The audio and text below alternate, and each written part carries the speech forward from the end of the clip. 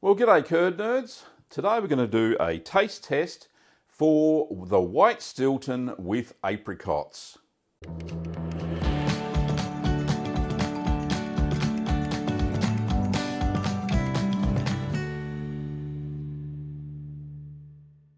So White Stilton with apricots, I've got it here in its ripening box all wrapped up in the aluminium foil. Yes, I said aluminium.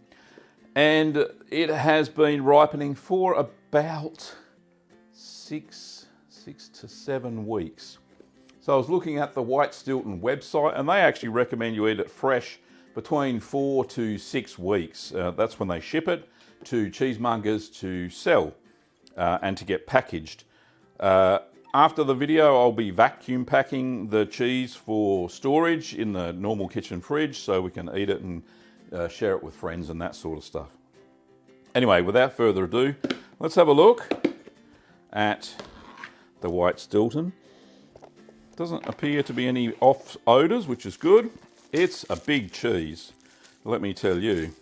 I got a lot more yield than I thought I would. So let's have a look. Oh, it's still white. No blue. Oh, I can smell it now. It smells sweetish. Here we go. Let me just unwrap it like I wrapped it. Oh, look at that. Right, so it's not infected or anything like this. This aluminium foil seems to work quite well. Just one big single sheet, as you can see there. I'll pop the cheese down.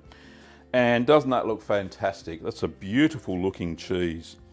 So I have been told if you leave a blue version, a blue Stilton, in the aluminium foil for too long, if the aluminium foil is really long, it'll actually stick to the cheese because it the acid in the cheese makes the aluminium foil disintegrate. Not so much with the White Stilton because it's a fairly low acid cheese because it doesn't have the Penicillium roque 40 in it, which actually also creates acid and makes the paste really smooth. And it's a lot younger than what, say, blue Stilton is, which can mature up to 3 months and get really funky molds on the outside. This is a very clean and, as I said, a very young cheese. All right, so let's cut into it. I'm going to cut it this way first. Now, if I had a cheese, I do have a cheese thing, but what I'll do, I'll make sure it doesn't crack. Right, there we go. Very crumbly, and it's supposed to be. It's supposed to be crumbly. Yeah, just a little bit of paper towel. I've got some stuff on my hands. But that, oh, smells lovely. Absolutely smells lovely. Now, there's a lot of cream in this cheese, if we remember rightly.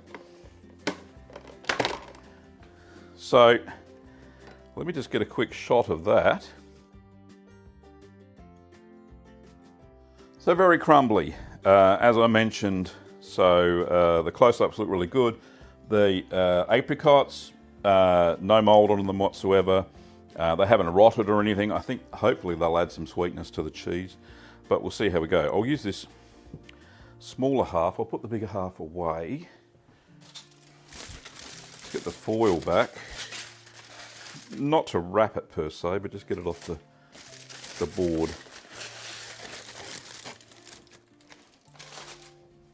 Right. So here goes nothing. Now, being a very crumbly cheese, I've got to be careful. So this is a very sharp knife. And as we can see there, the apricot looks really good. So let me just crack off. Oh, it's all starting to go to custard. All the bits are coming off, which is good, but not so good for a video. All right, let me just, oh, perfect. All right, so, you know, the attack of the crumblies. I've got bits of cheese here everywhere. So, without further ado, let me just clean up my hands a little bit. And we'll have a taste, shall we? Have I got a cracker? This feels like it needs a cracker.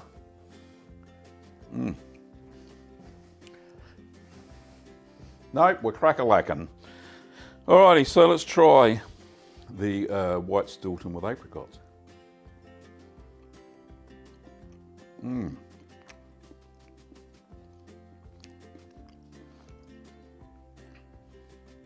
That's a lot more salty than I thought it would be. I thought it would be a bit sweeter.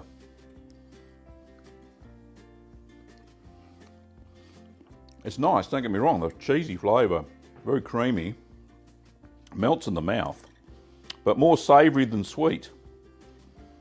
I actually think, maybe,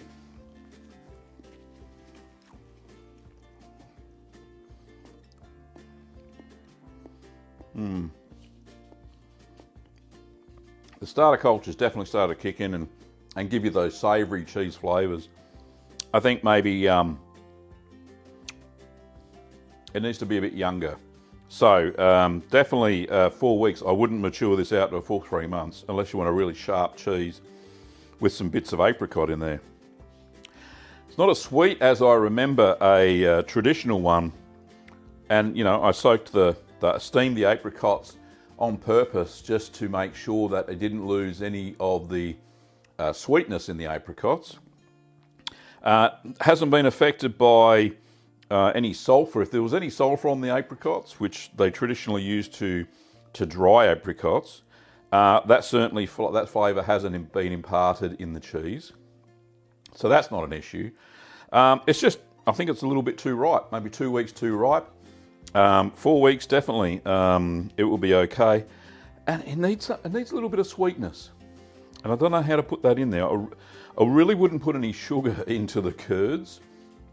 However, that's possible. I wouldn't want it to ferment, if you know what I mean, if it had any wild yeast or anything like that. But being so crumbly as it is, I think they could probably even reprocess this cheese. And I know the traditionalists, they wouldn't really, but I have seen supermarket varieties of White Stilton where they have processed the cheese very minimally by breaking up the curds, because as you can see, it's so crumbly.